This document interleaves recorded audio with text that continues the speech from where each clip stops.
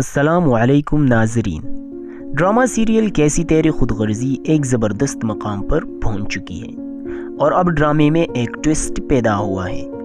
اس لیے ہر کوئی اس ڈرامے کے نئی ایپیسوڈ دیکھنے کے لیے بےتاب ہوتا ہے اور سب سوچتے ہیں کہ اب آگے کیا ہوگا۔ اس لیے میں آپ لوگوں کو 26 ایپیسوڈ کے بارے میں بتاؤں گا کہ آج رات جو ایپیسوڈ آئے گا اس میں کیا کیا ہو سکتا ہے۔ ایسا نہیں ہے کہ میں یا کوئی اور ڈرامہ ریویو کرنے والا جو بولے گا وہی ہوگا، تو ایسا بالکل بھی نہیں ہے، کیونکہ ہم اس ڈرامے کے رائٹر نہیں ہیں، بس ہم صرف پریڈکشن پیش کرتے ہیں اور نیکسٹ ایپیسوڈ کی ٹیزر کو مد نظر رکھ کر اپنی رائے دیتے ہیں کہ ایسا ہو سکتا ہے۔ تو آج میں بھی آپ لوگوں کو بتاؤں گا کہ آج رات جو ایپیسوڈ آنے والا ہے اس میں کیا کیا ہو سکتا ہے۔ تو چلیے شروع کرتے ہیں۔ جیسے کہ آپ لوگ جانتے ہیں کہ شمشیر کی ماں ہسپتال میں پڑی تھی اور اس کی سروائیو کی 5% چانسز ڈاکٹرز نے بتائی تھی۔ تو اس ایپیسوڈ میں شمشیر کی ماں کی آپریشن کرنے کے لیے بابا صاحب ڈاکٹر کو مجبور کرتے ہیں جو انہوں نے باہر سے بلایا تھا، اور وہ ڈاکٹرز کو کہتا ہے کہ ہر حال میں میری بیوی کی آپریشن ہونی چاہیے۔ تو ڈاکٹرز مجبوراً شمشیر کی ماں کا آپریشن کرنے کے لیے تیار ہو جاتے ہیں۔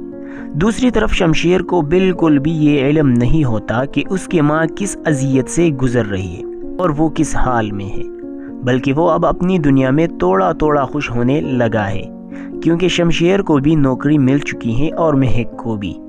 تو اب وہ دونوں مہک کی بہن کی شادی میں جاتے ہیں، دونوں خوشی خوشی شادی میں پہنچ جاتے ہیں۔ تو ادھر ہسپتال میں شمشیر کی ماں آپریشن کی دوران اپنی جان سے ہاتھ دھو بیٹھتی ہے اور زندگی کی بازی ہار جاتی ہے۔ شمشیر کی ماں کی موت سے بابا صاحب کو بڑا صدمہ لگتا ہے اور وہ اور بھی زیادہ سخت دل ہو جاتا ہے۔ بابا صاحب اور دارا ممی کو گھر لاتے ہیں تو دارا بابا صاحب سے گاڑی میں کہتا ہے کہ ہمیں شمشیر کو بتانا چاہیے۔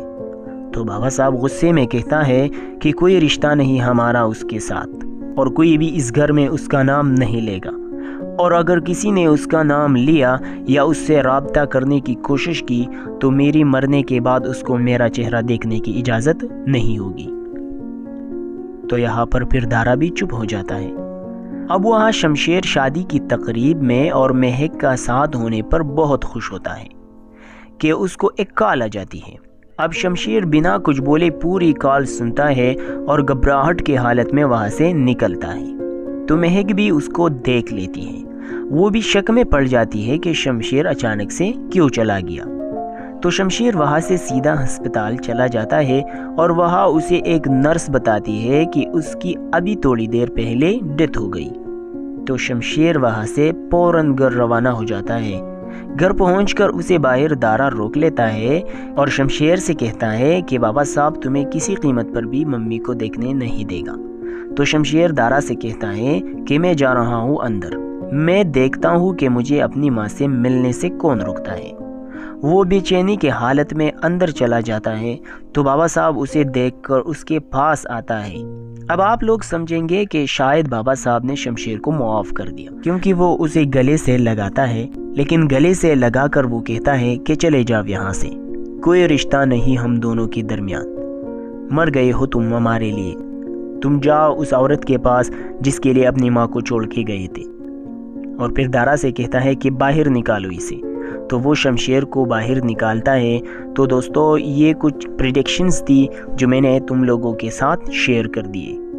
اسی طرح اور ایپیسوڈز دیکھنے کے لیے ہماری اس یوٹیوب چینل کو سبسکرائب کریں، تاکہ جب بھی میں کوئی پریڈکشن کی نئی ویڈیو ڈالو تو آپ کو اس کی سب سے پہلے نوٹیفیکیشن مل جائے۔ شکریہ۔